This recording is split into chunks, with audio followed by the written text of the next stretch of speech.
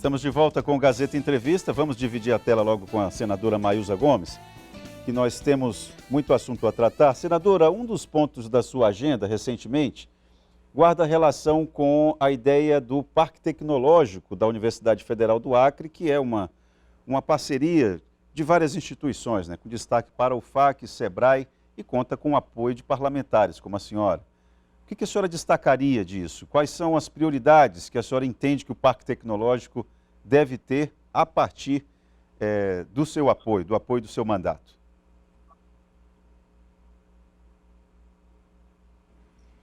Então, é um projeto meu que eu apresentei desde 2019, no início do meu mandato. Fizemos várias tratativas, enfim, veio a pandemia, mas assim mesmo as coisas continuaram acontecendo, muita coisa aconteceu nesses 2 anos, e é uma parceria aí com a UFAC, com o IFAC. Opa, já tivemos problemas com a senadora Maísa Gomes, mas vamos retomar o contato com ela. Está falando a respeito do projeto do Parque Tecnológico da Universidade Federal do Acre, um projeto dela, inclusive, né? Tem SEBRAE, tem o Instituto Federal do Acre, tem a UFAC. Agora, isso aí dialoga muito, essa ideia do Parque Tecnológico, era uma dúvida que eu preciso tirar com a senadora, que não ficou claro para mim, porque existe, senadora Maísa, eu tenho uma dúvida em relação a esse projeto do Parque Tecnológico. E porque tem uma linha de atuação nas universidades federais da entrada das empresas privadas nos centros de tecnologia, nas universidades federais. O Parque Tecnológico dialoga com isso? O Parque Tecnológico facilita a entrada de empresas privadas que queiram investir em pesquisa?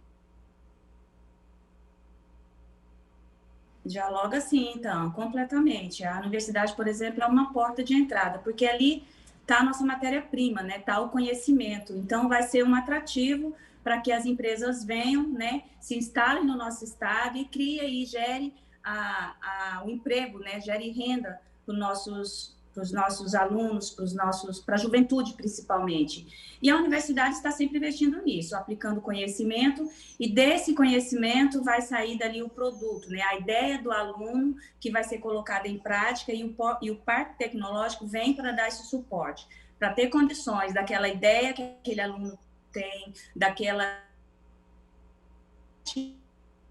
atividade, daquele conhecimento que a escola ele possa colocar em prática, para que essas empresas se interessem por essa mão de obra, se instalem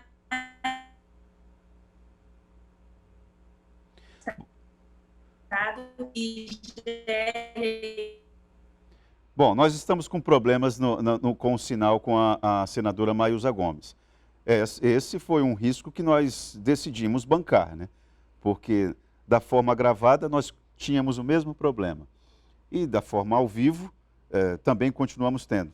Infelizmente nós estamos tendo. Tem várias perguntas aqui, o Raimundo do Calafate pergunta. Itaã, pergunta para ela do salário, o aumento do salário, é isso? Não tá muito clara a pergunta aqui, Raimundo, lá do Calafate. Se você puder reformular, eu agradeço. Boa tarde, Itaã. Pergunte para a senadora se é razoável que de janeiro a agosto a senadora gastou mais de R$350 mil, sendo 135 mil com divulgação da atividade parlamentar e 58 mil com correios. Tá, já voltamos? Senadora, pode concluir o seu raciocínio, por gentileza, que tem algumas perguntas aqui que a senhora precisa responder de telespectadores. A senhora estava falando a respeito de que o projeto do Parque Tecnológico dialoga, sim, com a entrada de empresas privadas na Universidade Federal para empresas que queiram investir em pesquisa. Exatamente, então, a universidade oferece o conhecimento, né? Tem ali a nossa matéria-prima, que é o conhecimento, que é aplicado aos alunos, e esses alunos vão utilizar isso, a ideia que tem, né?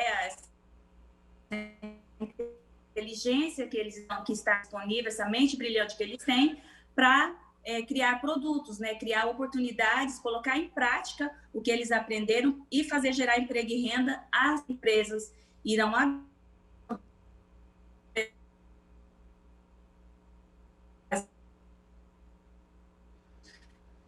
Bom, eu vou... exemplo, ficar na utilização nas suas empresas como mão de obra e aplicando seu conhecimento, gerando produtos e até mesmo utilizando, né, das riquezas que o nosso Acre tem, da biodiversidade, tanta produção que a gente pode utilizar para fomentar aí, para fazer enriquecer o nosso comércio, né, a nossa indústria e gerando emprego e renda para a nossa população, para a juventude principalmente. Eu vejo um problema, infelizmente, a proposta pode até ser boa, apesar de polêmica, essa entrada de empresas privadas em universidades federais é sempre muito polêmica, gera uma polêmica intensa nos centros de ensino federais, de ensino superior, mas entendendo como algo que não tem recuo, é sempre polêmico a nossa UFAC, por exemplo, né? Como é que indústrias que poderiam investir, quais segmentos? É algo, porque na área privada, aqui na nossa região, na nossa economia, o que é mais forte é o setor comercial, né? E o setor comercial tem pouco interesse em investir em pesquisa, em quais áreas de pesquisa o setor comercial investiria, mas é algo que a gente precisa dar uma refinada, essa ideia do parque tecnológico. Mas acho interessante, claro que é interessante. Tem uma pergunta aqui, senadora, do Farias, ele mora lá na Baixada da Sobral.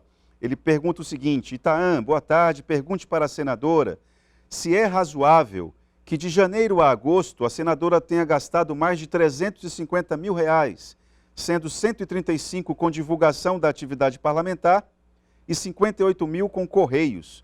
Estamos vivendo tempos de dificuldade econômica, com a inflação consumindo a renda do contribuinte. Esses gastos são razoáveis? Certamente ele deve ter pegado esses dados aqui do portal da transparência lá do Senado, senadora. Esses gastos são razoáveis diante de um cenário tão complicado do ponto de vista econômico para o povo? É o que ele pergunta. Itaã, como é o nome dele? Farias. Farias.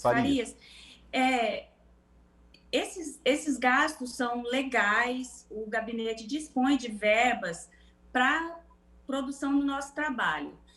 Você pode ver, se o Farias observar, desde 2019, quando eu assumi, mesmo em épocas difíceis, né, de pandemia e tudo, mas eu apresentei o meu trabalho.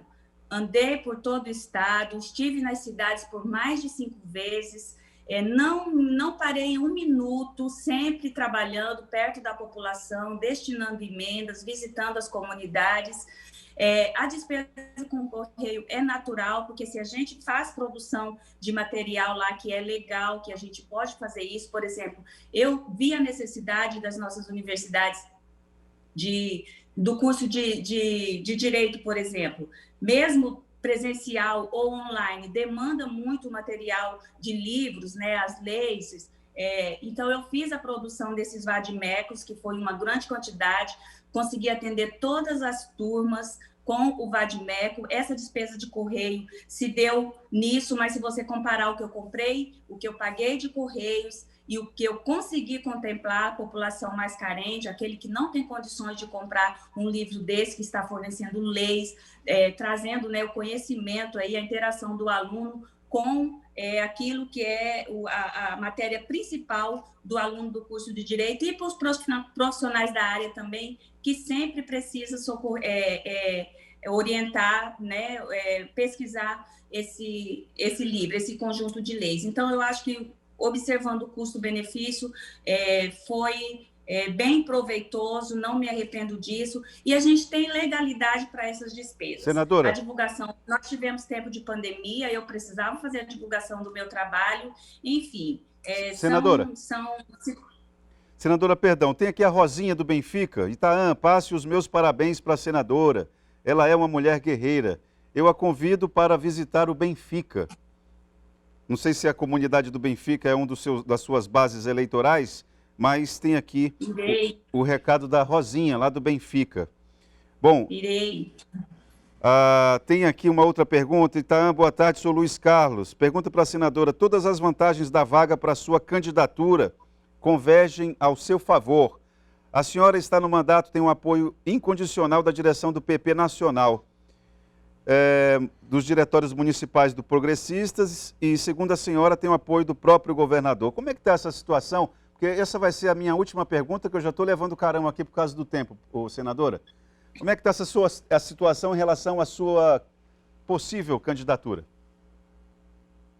Então, eu naturalmente tenho esse direito por estar no mandato, apesar de ter sido suplente, mas fiz o meu dever de casa, assumi o Progressista, visitei todos os municípios, organizei executivas. Qual o objetivo de um partido? Propor candidaturas e conquistar mandato.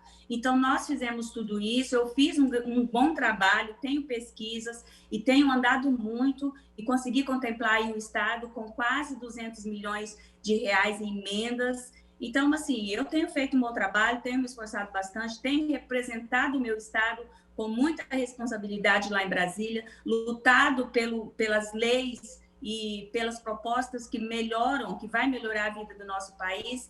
Então, e esse direito é natural por eu estar na cadeira, por eu estar presidente da Progressista, pelo meu mandato estar sendo bem aceito. Então, eu não tenho por que não ser candidata. Claro que não serei de qualquer jeito, a qualquer custo. Tudo isso eu preciso de uma aprovação da população, de Deus também, porque tenho isso como uma missão na minha vida. Então, a minha proposta é essa. Independente de eu ser candidata ou não, o meu trabalho eu estaria fazendo da mesma forma, porque eu quero fazer um bom mandato, independente de ter uma reeleição ou não. Mas se eu tenho todas as condições de buscar uma reeleição, se eu tenho a aprovação da população, se eu tive respostas, se eu tive uma boa colocação no meio político, através do meu partido, do meu mandato, eu não tenho por que não ser candidata e serei, e o povo vai dizer se querem ou